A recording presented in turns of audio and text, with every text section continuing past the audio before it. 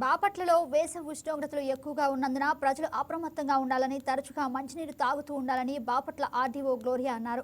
వేసవి సెలవుల దృష్ట్యా ఇంటి వద్దనే ఉండి చిన్నారులను మధ్యాహ్నం వేళలో బయటకు రాకుండా చూసుకోవాలని తల్లిదండ్రులకు సూచించారు. ప్రయాణ సమయాల్లో ప్రతి ఒక్కరూ వాటర్ బాటిల్, గొడుగును తప్పనిసరిగా తమ వద్ద ఉంచుకోవాలని ఆర్డీఓ తెలిపారు.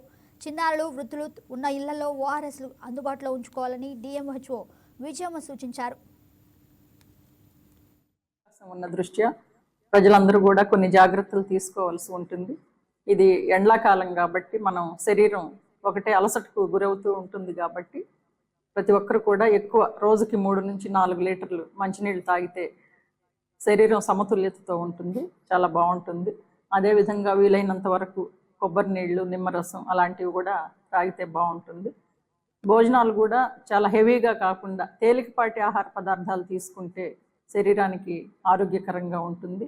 అదేవిధంగా సమ్మర్ కాబట్టి పిల్లలందరికీ కూడా సెలవులు ఉంటాయి కాబట్టి వాళ్ళు చల్లదనం కోసం చెరువుల్లోకి, సముద్రం దగ్గరికి, మనకు బీచ్ ఉంది కాబట్టి సముద్రం దగ్గరికి వెళుతూ ఉంటారు.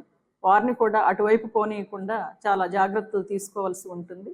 అలాగే మన వస్త్రధారణ కూడా చాలా తేలికపాటి లైట్ కలర్స్ కూడా కట్టుకోవాలి. ఇవి సమ్మర్ కాబట్టి ఉష్ణోగ్రతను ఇవి లైట్ కలర్స్ అయితే తేలిగ్గా తీసుకుంటాయి.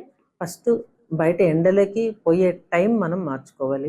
పని ఏదైనా ఉంటే ఉదయం 11 లోపల కంప్లీట్ చేసుకోవాలి. ఆఫ్టర్నూన్ 3-3:30 తర్వాత ఏదైనా బయట పని ఉంటే చూసుకోవాలి. ఆ మిట్ట మధ్యాహ్నం ఎండే టైంలో బయట తిరగకుండా ఉండడానికి కొంచెం జాగ్రత్తగా ఉంటే మంచిది. ఒకవేళ అది కంపల్సరీ వెళ్ళాల్సిన పరిస్థితి వస్తే ఖచ్చితంగా అంబ్రెల్లా అనేది తీసుకొని వెళ్ళండి. తర్వాత అలానే నీళ్ళు, మంచినీళ్ళు సాధ్యమైనంత వరకు ఎక్కువగా తాగాలి. వీలైతే మజ్జిగ, కొబ్బరి నీళ్ళు ఇలాంటివన్నీ కూడా తీసుకుంటే మంచిది. ఎందుకంటే ఈ సమ్మర్లో మామూలుగా మనకి చెమటల రూపంలో చాలా వరకు మనకి లాస్ అనేది ఉంటుంది. క్లోరైడ్స్ లాస్, సోడియం ఇట్లన్నీ ఉంటాయి కాబట్టి అవన్నీ మన బీపీ మీద ఎఫెక్ట్ అవుతాయి కాబట్టి దానిలో మనం ఏం చేయాలంటే ఖచ్చితంగా రీప్లేస్మెంట్ అనేది తీసుకోవాలి. సాధ్యమైనంత వరకు కొంచెం ఏదైనా వీలైనంత వరకు కొబ్బరి నీళ్ళు తాగొచ్చు, మజ్జిగ తాగొచ్చు.